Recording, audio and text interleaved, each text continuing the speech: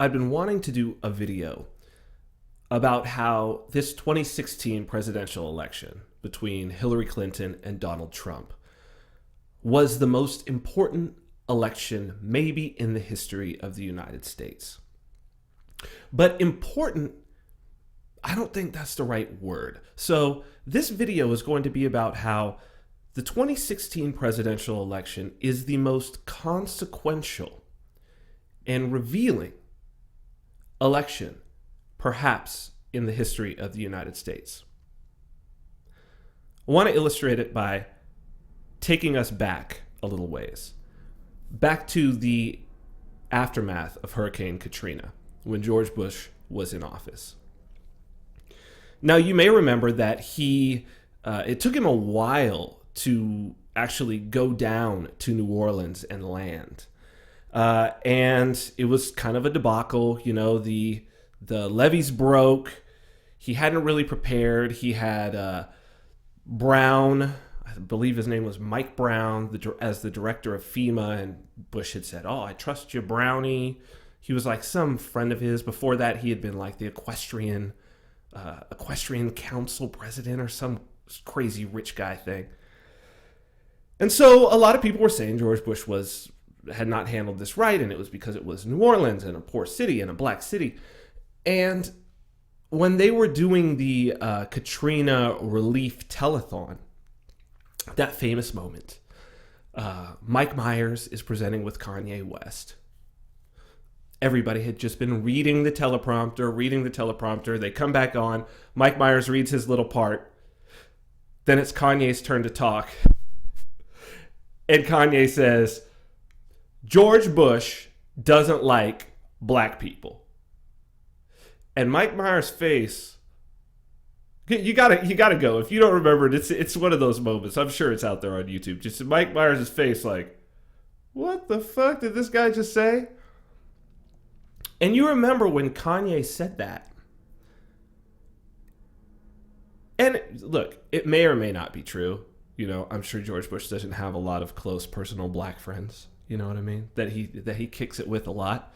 But I mean, I think that's to be expected from who George Bush is and what his background is. That's not really a surprise. But just that little statement, George Bush doesn't like black people. It became a huge joke. It was absurd, right? It was parodied that Kanye was over the top with this. Kanye was over the top. And I think, you know, maybe he was a little over the top. I don't know. He's probably right in some instances. You know, he may be wrong. I have no evidence to say whether or not George Bush likes or dislikes black people, right? He didn't make a lot of policies that were great for any of America, really. So it's interesting to me, and the reason why I bring it up is just yesterday, somebody on my social media, a fan, a black woman, I posted something about Hillary Clinton and WikiLeaks leaks that had come out about her committing felonies, yet more felonies. And she proceeded to call me a Donald Trump supporter, which I clearly am not. It's unfortunate that there's this binary, right? I love South Park with the giant douche and the turd sandwich, right? Just because I'm like, that sandwich smells like shit means that I'm a fan of the giant douche, which I'm clearly not. But she proceeded in this conversation to say, in light of Kanye's George Bush doesn't like black people, Donald Trump is a bigot who, and I quote, believes that if you are not white, rich, or beautiful, you are not worthy to live on this planet. Which I think either would be construed as you should be killed, or maybe not allowed to have children. So maybe is he for genocide or sterilization of anyone who's not white, rich, or beautiful? And the funny thing is, this is not the first time. And while I am not a Trump supporter, that is a pretty heavy charge to level against somebody, especially in this sort of social climate. So I said simply, well, the man has spoken every day in public for like the last 2 years, and he's got all of this backlog of him speaking in public, all recorded, out there on YouTube. There's, how many thousands of hours worth of Donald Trump speaking through the last decades is there out there archived? I said, I tell you what, that's a pretty heavy charge to level. Please just go find him saying that, either in a written interview or a YouTube video, and just post it. Just show me. Send me to the link where I could see this, because I've listened to the man. And while I obviously don't agree with his policies, I'm an anarchist. He's a statist. I've said many times he's a narcissistic sociopath. And I've said Hillary is a murderous psychopath. A giant douche and a turd sandwich. I don't support the man, but shit. Someone who believes that if you're not rich, white, or beautiful, no one else deserves to live on this planet? If you're going to level that charge, you're going to have to show me. And of course, throughout the conversation, is that forthcoming? Absolutely not. Why? Because it can't be found. And this is not the first time. But yet in that conversation, it was like, well, aren't you paying attention? Just go watch MSNBC. Boom. So this is why this is the most consequential election, perhaps in the history of America.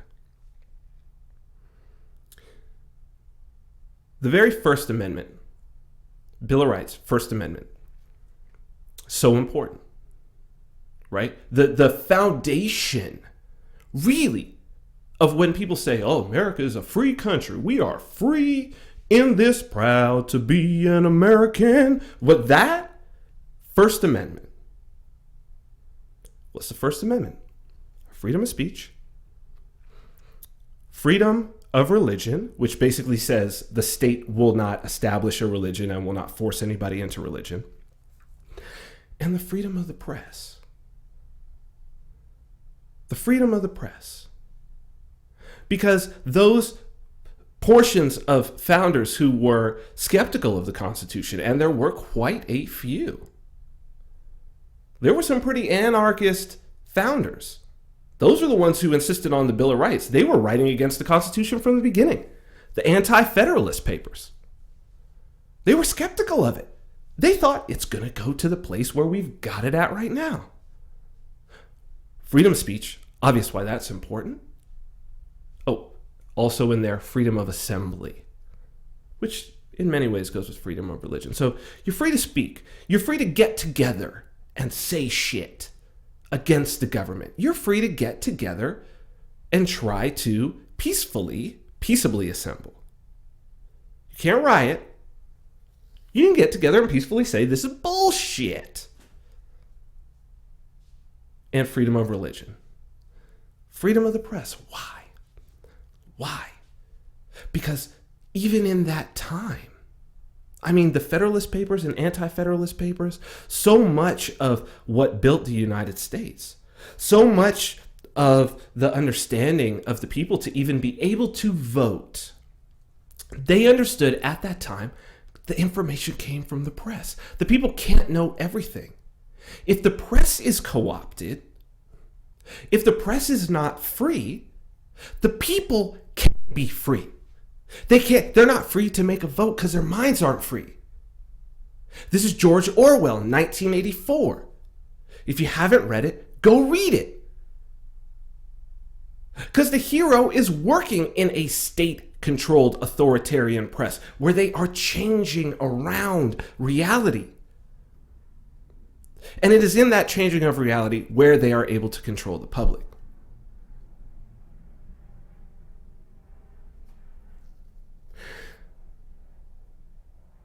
And I'm seeing it now. I almost refused to see it because I didn't think it could be true that the entire mainstream media apparatus is completely in the tank for Hillary. I mean, this woman should be in jail. Should be in jail. I mean, it should be major news. All of the leaks, the congressional inquiries, the destruction of emails, the private servers. I mean, on and on and on and on and on. But they'll cover 11-year-old random guy talk, Donald Trump and Billy Bush, like,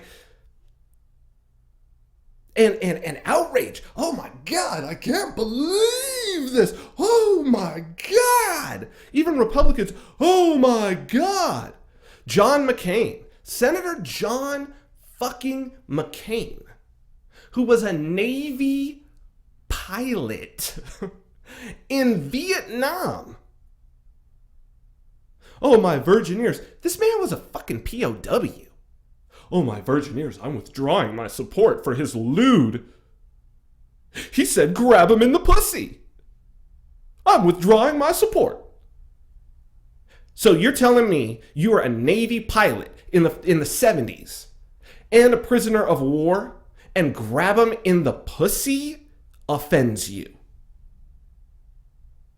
I mean, never mind dropping napalm on civilians. Okay, let's forget about that. Let's say you never did that. But pilots sitting around, men, don't have the Navy? These discussions aren't happening? Come on, dude. Come on.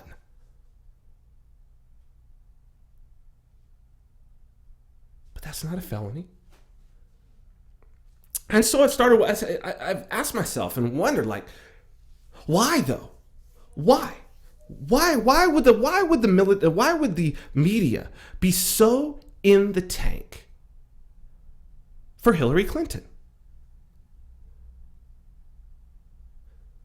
I'm going to throw some numbers at you, and I think you may be able to figure it out yourself. The last time the U.S. went into real war, not like the surge in Afghanistan, not this little shit in Syria, not little cleanup and peacekeeping operations, not what's left over in Afghanistan, what's left over in Iraq. The last time we went to real war was 2003, invasion of Iraq. That happened in March 2003 when we went in. Now in February 2003, the cable news channels, throughout the day, ratings. Fox News, it's a 1.1 rating. That's like just under 1 million people at any given time are watching. CNN, 0.7, 0.7 rating. This is February, okay? Fox News, 1.1, February 2003. March 2003, the U.S. invades. Fox News, 7.1 rating. Knocked it up like 8 times. 8 times. Their viewership went up. 800% overnight. CNN, 6.3, 900%. Fox News still in the lead. CNN just under, but both of them 800, 900% increase in ratings, increase in eyeballs. What does the media sell? Eyeballs. There are very few instances in business where overnight,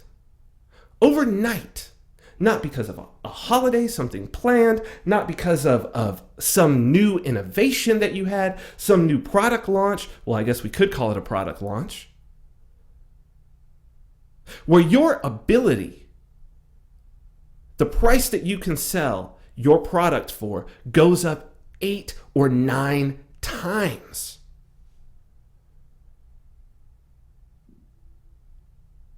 8 or 9 times and sustains.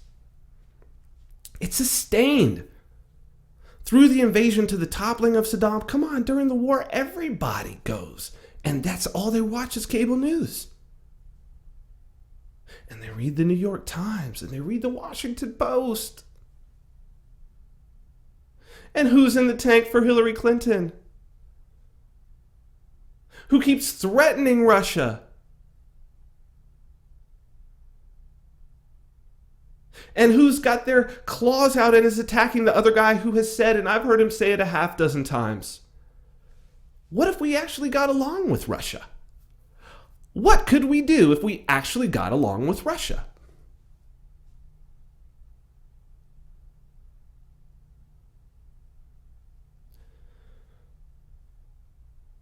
The other thing that's worrisome about this is, as this election nears now, I mean, we're basically less than a month away. If all this information can be dropped that Hillary Clinton herself, personally, is committing felonies, things that she could be thrown in jail, perhaps even executed for treason, and the media does not cover it. The major media absolutely does not cover it. Not covers it a little, not buries it, does not cover it.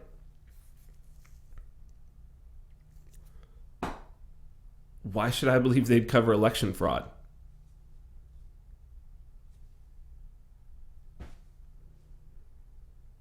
In my mind, it'll be a miracle.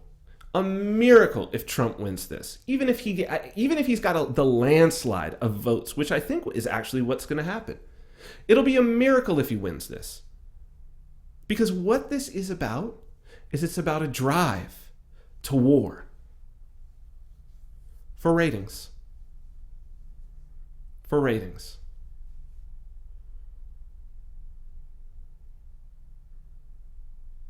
That free press, man. The press may be free, but they're damn sure making sure that we're not.